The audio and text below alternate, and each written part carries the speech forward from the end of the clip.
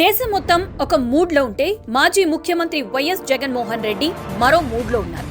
ఆయనకి అర్జెంటుగా ముఖ్యమంత్రి సీటు దక్కాలి. దానికోసం ఏం చెయ్యాలో ఎలా చెయ్యాలో అనే దానిపైనే 24 గంటలు మదన పడుతున్నట్లున్నారు.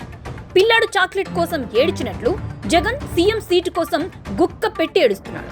తన సీఎం సీటుని చంద్రబాబు ఎత్తుకుపోయాడు. తన సీటు తనకు ఇప్పించాలనే విధంగా ఆయన చేస్తున్న వ్యాఖ్యలకి ప్రజలు నవ్వుకుంటున్నారు. నిన్న కాక మొన్ననే కదా ఎన్నికలైపోయింది, మరప్పుడే రేపో ఎల్లుండో మళ్లీ ఎన్నికలు జరుగుతాయన్నట్లు జగన్ పాదయాత్ర చేస్తా పాకుడు యాత్ర చేస్తా అంటూ చేస్తున్న వ్యాఖ్యలు సొంత పార్టీ వారికే విరక్తి కలిగిస్తున్నాయి. 5 ఏళ్లకెన్నుకోబడిన ప్రభుత్వానికి ఇంకా ఏడాది కూడా పూర్తి కాకుండానే వాళ్లంతా విఫలమయ్యారు. ఇక తననే ప్రజలు సీఎంగా ఎన్నుకుంటారని, వీలైతే రేపే సీటు మీద కూర్చోబెడతారని ఆయన చేస్తున్న ప్రకటనలు పార్టీ నేతలకు చిరాకు పుట్టిస్తున్నాయి.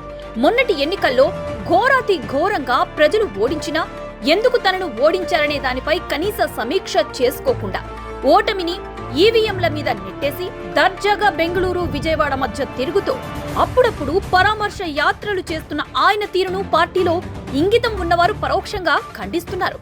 ఆయన మారడు. ఆయనకు కావాల్సింది ప్రజల సంక్షేమం కాదు, తన ఆస్తుల పెంపు, సీఎం సీటు, బటన్ నొక్కుడు, ఇవే ఆయనకి ప్రధానంగా కావాల్సిందే. ఎంతసేపు తనకు సీఎం సీటు ఎప్పుడు దొరుకుతుందా అనే ఆసక్తే తప్ప ప్రజలకు మేలు చేయాలి, రాష్ట్రాన్ని అభివృద్ధి చేయాలనే ఇంగితం ఆయనకి ఇంతైనా లేదని వారు ఆక్షేపిస్తున్నారు. ఒకసారి చూద్దామని ప్రజలు ఓటు వేస్తే అదేదో తన ప్రతిభ అన్నట్లు రెచ్చిపోయి అన్ని వర్గాలను నానా ఇబ్బందులకు గురిచేసి అగచాట్లు పెట్టిన విషయాన్ని ఆయన మరిచిపోయినంత తొందరగా ప్రజలు మరిచిపోతారా?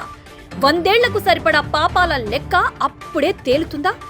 ప్రజలు అమాయకులు, అనాథలు, చిల్లర కాసపడేవాళ్లు అన్న ఆయన దృక్పథంలో ఇంతైనా మార్పు రాలేదని, తాను ఏం చేసినా వినే గొర్రెలు ఉన్నాయని ధైర్యంతో ఆయన చేస్తున్న ప్రగల్భాలు ఎందుకు పనికిరావని ఆయన తెలుసుకోలేకపోతున్నారని కూడా ఆ పార్టీ నాయకులు పరోక్ష చర్చలు చెప్తున్నారు. అప్పట్లో 175కి 175 అంటే అమాయకంగా నమ్మామని, ఈసారి టీడీపీకి సింగిల్ డిజిట్ అంటూ ఆయన కలలు విహరిస్తున్నారని, ఇవన్నీ అయ్యే వ్యవహారాలు కావని వారు ఎద్దేవా చేస్తున్నారు. తాను రోడ్డు మీదకొస్తే వేలాది మంది వస్తారని, తద్వారా తన బలం చూపించుకుని మరోసారి అధికార సోపానానికి ఎగబాకాలని ఆయన కలలు కంటున్నారు. అయితే ప్రజలు ఒక్కసారి మాత్రమే నమ్ముతారు. మాటి మాటికి నమ్మడానికి వాళ్ళు వెర్రివాళ్లు కాదు. 4 ఏళ్ల సమయం ఉన్న పరిస్థితుల్లో ఎవరైనా ఏం చేస్తారు? పార్టీని కాపాడుకుంటూ పటిష్టపరుచుకుంటారు. కానీ ఈయన మాత్రం కలల్లోనే విహరిస్తున్నారనే భావన వారు వ్యక్తం చేస్తున్నారు.